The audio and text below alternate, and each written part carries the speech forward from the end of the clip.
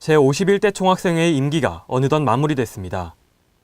비긴 어게인은 학우들의 복지와 권리를 보장하기 위해 여러 공약들을 제시했었는데요.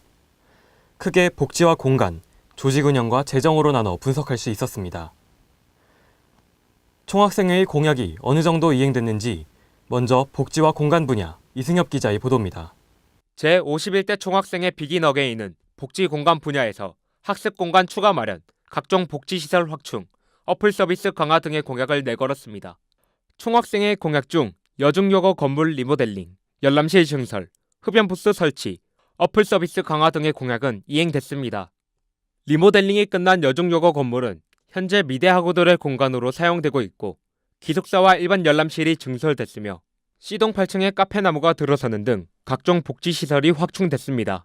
T동 3층 자주 오는데 사실 4층에 비해 많이 불편했는데 이제 리모델링 해주시니까 카페나무 설치를 한 게 되게 좋다고 생각을 해요. 그냥 뭔가 쉴 곳이랑 약간 가볍게 앉아서 공부할 공간이 더 필요했던 것 같아요.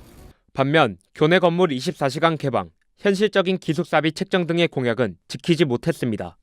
학교 측은 건물 24시간 개방이 안전하지 않다고 답변했고 기숙사비는 시설을 고려한 적절한 가격이라는 입장을 보였습니다. HIBS 이승엽입니다. 이번 총학생회는 성인권위원회와 특별실무위원회 등의 다양한 협의체를 신설했는데요. 성과는 있었지만 제도적인 근거가 부족하다는 지적이 있습니다. 또 교육비 환원율도 목표에 미치지 못했습니다. 우재영 기자의 보도입니다. 제51대 총학생회는 조직 재정과 관련해 성인권위원회 신설, 교육비 환원율 제고, 학교 실무에 필요한 협의체 신설 등의 공약을 내걸었습니다.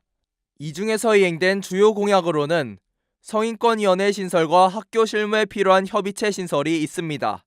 성인권위원회는 올해 총학생회 독립산하기구로 신설돼 성인권 캠페인과 화장실 몰래카메라 탐지 사업을 진행했습니다.